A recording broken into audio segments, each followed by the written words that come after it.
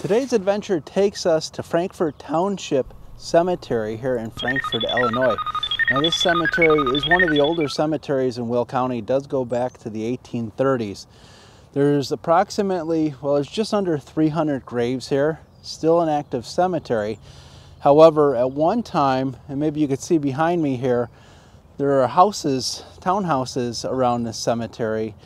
That wasn't always the case. Back before the 1990s, this cemetery was in the middle of a farm field and was pretty isolated and pretty desolate. So they really rejuvenated the cemetery very nicely.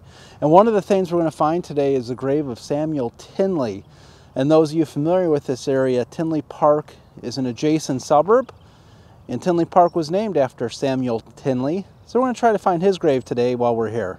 So come join me as we explore Frankfort Township Cemetery.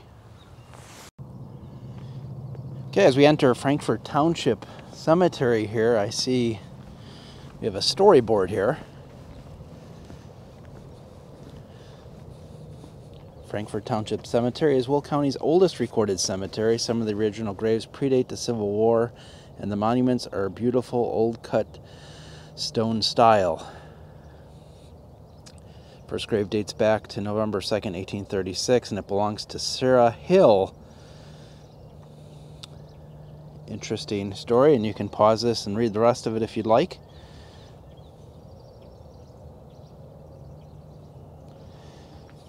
I don't know that it's really the oldest. I've been in some cemeteries that I believe are a bit older, but it's pretty old. I mean, it's 1836 as it says. It might be close to being around the oldest. There was a couple in Will County that popped up around that time. Now this cemetery back before the 1990s was pretty much forgotten. It was in the middle of a cornfield, accessible only by a dirt trail.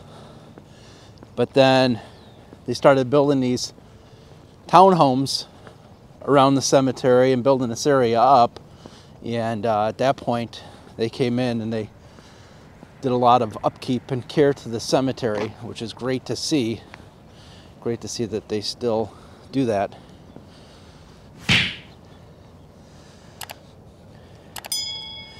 And here's Sarah's tombstone here.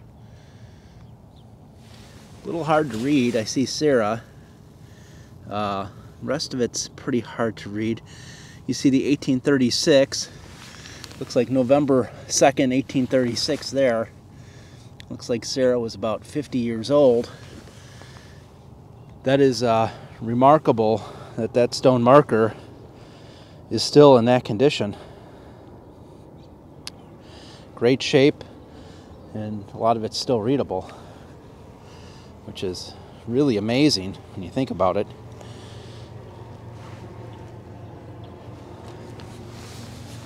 Another old marker here. Looks like William.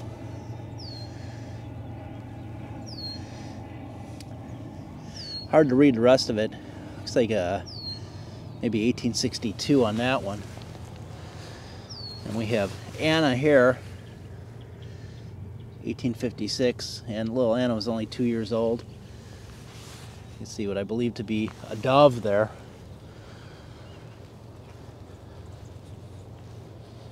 It does look like there are some recent graves in this cemetery.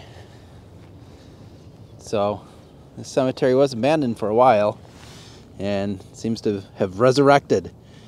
George Bow, I believe, B-A-U-C-H, or Bach, or something of that nature, 1826 to 1903, and Katharina, I assume, is George's wife, and then there's William at the bottom, 1811.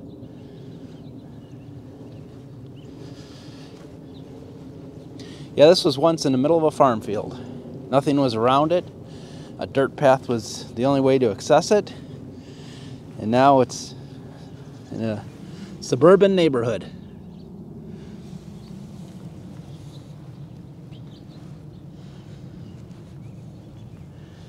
Yeah, a lot of these are just worn away and no longer readable. Beautiful monument though. Got a whole row here of old monuments and headstones.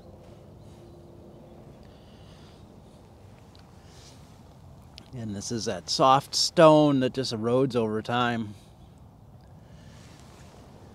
making these unreadable, unfortunately.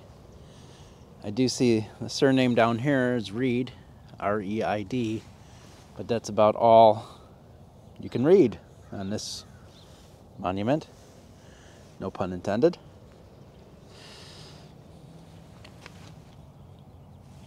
What amazes me the most is that these are all in pretty good shape. Aside from the weathering, none of them are broken or missing. Here's John Reed. This is fantastic. Absolutely fantastic stone. Died, looks like 1856. Aged, I want to say that's 71 years. That's wonderful. Ellie, 3 years old. Here's one of the rare ones that is missing. Got Mary Reed here, 1831 to 1831 to 1913. It's just fantastic.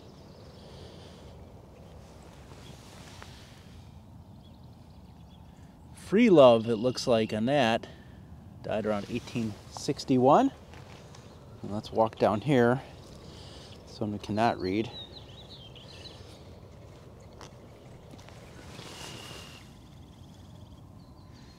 Have a little memory of, a little trouble reading that one.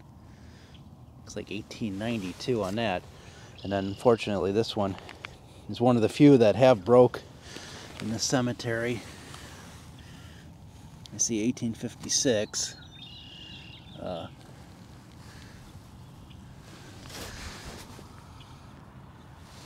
It's hard to read. It broke right at the name. And you can see here they did try to repair it with glue, but unfortunately that didn't hold up too well either. It's a bit hard to tell, but there is a bit of a sunken area here, which I would assume is a grave. Fortunately, there's no marker there any longer. There are a couple markers next to it that are broken. I'm assuming that was Gertrude. And we have Lucy here, the handshake, but what's neat is there's a lot of decoration, ornamentation that is around that handshake, which is pretty nice. That's another one here that you can't read. Voits is the name on this one.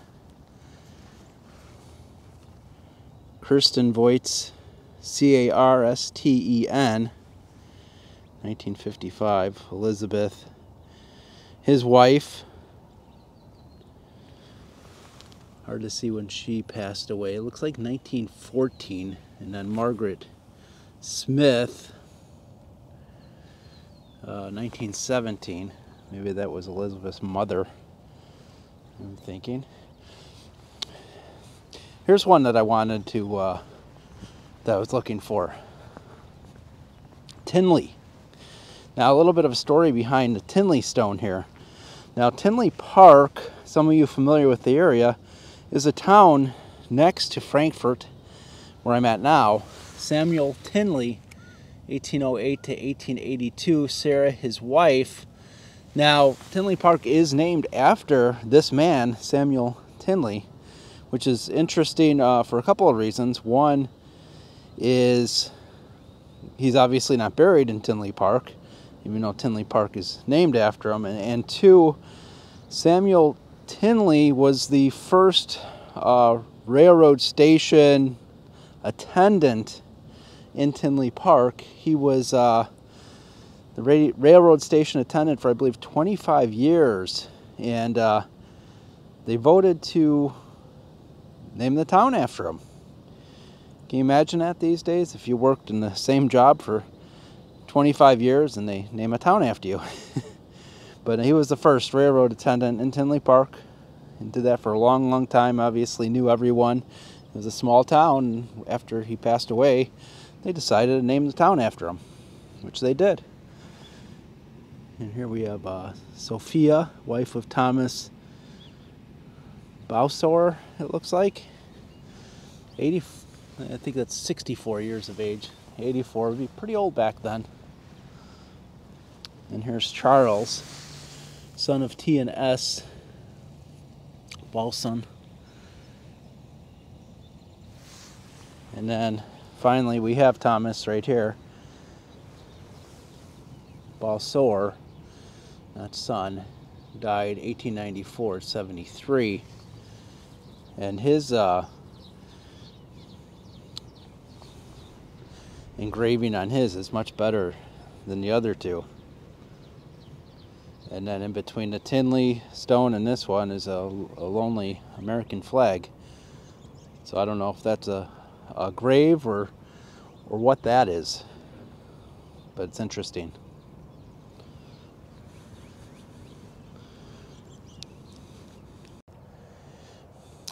Now as I pan the cemetery, you can see it's not real big. There are a lot of tombstones in really great condition. And of course we do have a Civil War tombstone here. Frank Reitz, Illinois Sergeant in the Tank Corps, 1880 to 1939. So excuse me, it's not Civil War.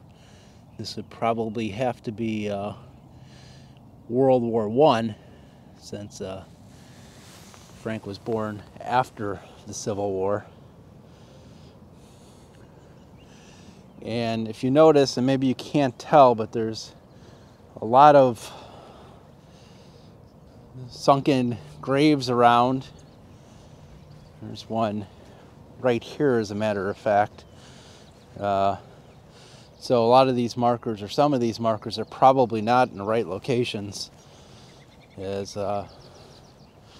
yeah, there is a number of sunken graves.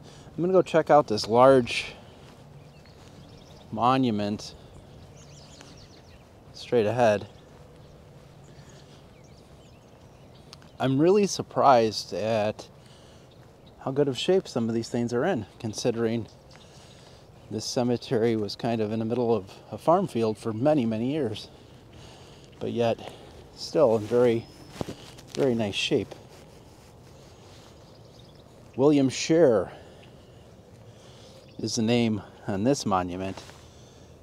Beautiful, beautiful monument.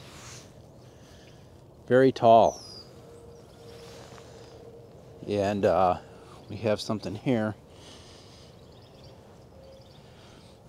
We have Minnie Scher, March 2nd, 1864, August 10th, 1932.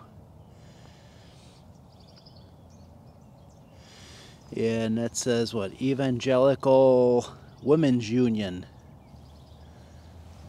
Interesting. And then you have Sarah Scher and Dr. C. Scher. And a couple of really old tombstones over here. That one is not readable at all. We have the handshake on this one. Hard to read that one. Might be able to read it if I have my flashlight with me, however I don't, because I've misplaced it somewhere. I want to see if there's a stone for William. Here it is. I believe this is it. Husband William Scher, 1870 to 1935. And we have Nicholas.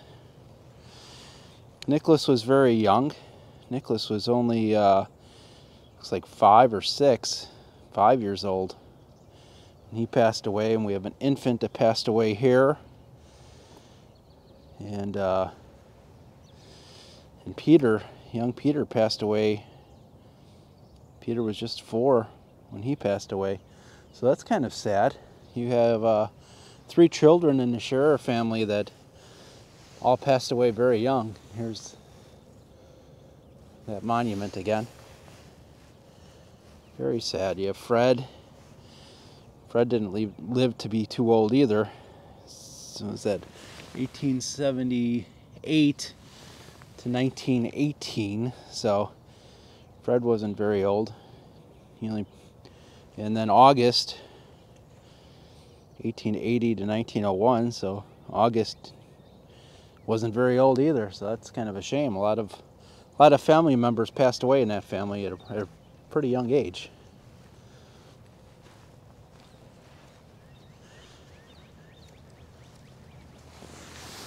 Memory of Carl. Looks like STOD something. A little hard to read that one. Some fantastic old monuments. Wanted to check out this one here. This must be the back side of it. We go around. Another Scherer monument, F. Scherer.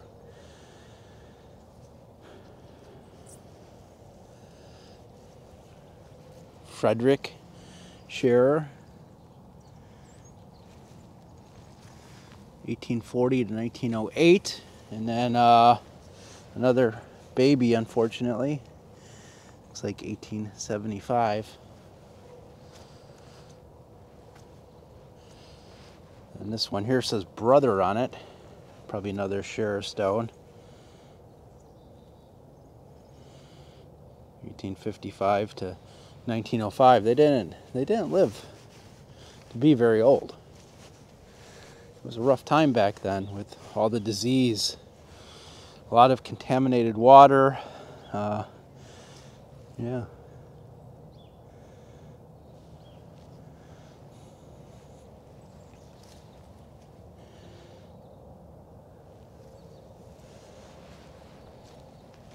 You get very sick. No antibiotics. It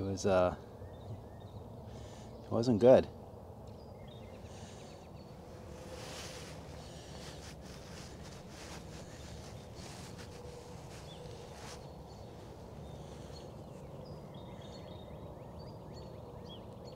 $1881 on this one.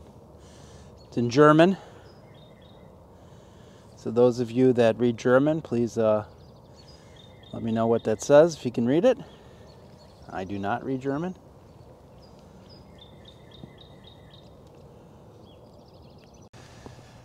Okay, everybody, that's going to do it for today from Frankfort Township Cemetery. I'm so happy they preserved this cemetery because you look at some old aerial photographs from many years ago, and this cemetery was not in great condition. So they really came in here, did a lot of work to make this cemetery what it is now. They have a nice little road in here. If you wanted to drive your car in here, you can. So it's good to see. It's good to see like a cemetery saved, if you will. So thank you for watching today, and until next time, keep exploring.